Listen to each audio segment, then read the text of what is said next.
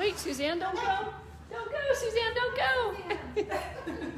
Hi everybody, it's Christy Reese and it is Thursday and that means it's time for Keeping It Real. I'm here with Suzanne and Sarah and Jenna behind the camera, and it's a beautiful day in Grand Junction, isn't it, ladies? I mean, wow, there isn't a better time to be here. I say the same thing every week. Like, I love living here. It's so fantastic. I grew up in Lake City, where it is just the best place to be in the summertime, but this time of year the leaves aren't out yet, and here we have flowering fruit trees and the leaves are coming out and it's 70, 75 degrees and just couldn't get any better. So come visit us in Grand Junction. Lots to talk about this week on Keeping It Real. Oh, I forgot to mention, we're here at the beautiful headquarters of the Christy Reese Group in downtown Grand Junction, Colorado. So tomorrow we're going to be posting another Business Spotlight series video, so take a look for that at noon on Friday. That's going to be Sam Barnes, and he lives out in Fruita, and he interviewed the folks out at Colorado Backcountry Biker in Fruita. They're right there on the circle in downtown Fruita, and they lead tours and rent bikes and sell bikes, and it's really great to hear about their business. So make sure you check that out. And you can check out last week's video now, where I talked to Beth Bowerly over at Main Page. And all of our videos are on Facebook, Instagram TV, and YouTube.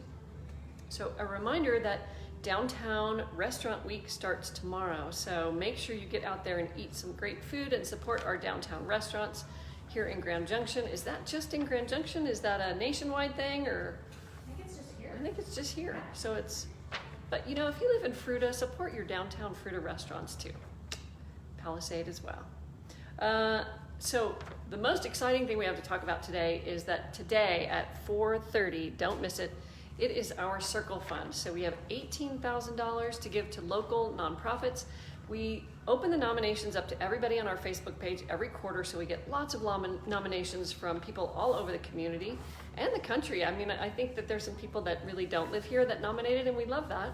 And then we let our clients vote. And so we have tallied the votes, and we know who the recipients are, but we're not going to tell you until 4:30 today. So make sure you join us live here on Facebook, 4:30 today. Yesterday we posted our Reese Report video recapping the last month in real estate and the first quarter. So look for that on our social channels and our website blog. So let's talk about a few of our new properties that we have listed this week. 371 Lime Kiln Way, that's in the Redlands. It is a beautiful home with the most amazing bonus room you have ever seen. I mean, it is a gorgeous home on the main level, but then they built this just gigantic and fantastic bonus room above the garage that's got a kitchenette, there's a bedroom and bathroom, and a theater area, and a big patio. It's just amazing. That's almost 5,000 square feet in the house. It's a 5-bedroom, 5-bath home. Great features, swim spa, amazing kitchen, and you'll love it. And that is listed at $795,000. And yesterday we went live with 2354 H Road. That's in North Grand Junction near Appleton Elementary, just right next door to Appleton Elementary.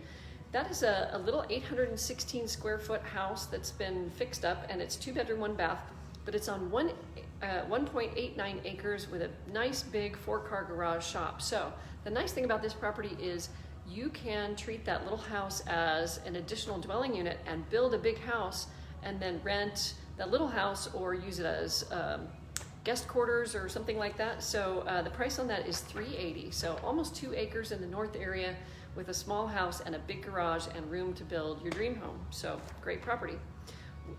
Reese Stanley on our team just listed 2920 North 13th Street. So if you've been looking for a downtown house, make sure you call us right away, because this one is going to be hot. It is 1,508 square feet, 3-bedroom, 2-bath, plus an office. It's got an amazing pergola in the backyard, a movie projector and screen, neat little movie area, and it is just as cute as it can be. And that is listed at $355, I believe. Okay, we'll get back to you on that. All right, so today, our topic of the day, we've had some questions lately about mill tailings. With lots of people moving into the area, they are a little bit confused about our mill tailing situation here in Grand Junction. So we want to talk a little bit about it today and explain what's going on. So for every real estate transaction that happens in Mesa County, we are required to provide a mill tailings report, and that comes from the local health department. So mill tailings were commonly used in the 50s and 60s as fill dirt, and our transaction team will provide this report to both the buyers and the sellers when we go under contract. So what are mill tailings? Well, uranium ore was mined from the mountains around the western slope of Colorado, and the ore was taken to uranium mill, and uranium was extracted. So the milled uranium was then used in the war effort or sent to nuclear plants.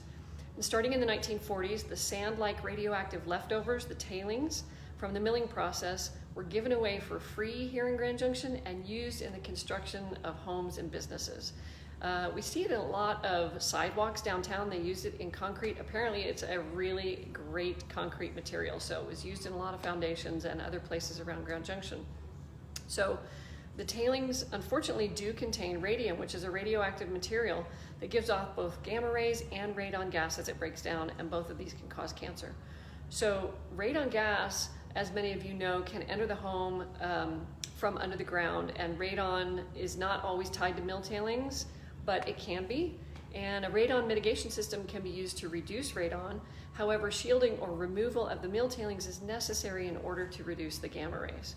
So the government did a cleanup program around here and mitigated any property that was requested to be mitigated by any owner who had mill tailings on their property.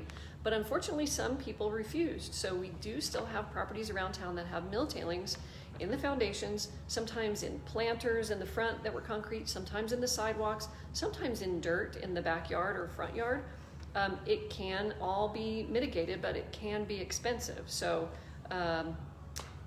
we do still have that issue sometimes, and we make sure that we pull a report on every single property that we sell to see if there are any indication of tailings. And the health department here is really helpful. They'll go out with a little Geiger counter and do a reading and see whether there's anything that wasn't indicated in any report. So we are here to help, and you can get additional information about mill tailings from the Colorado Department of Public Health and Environment.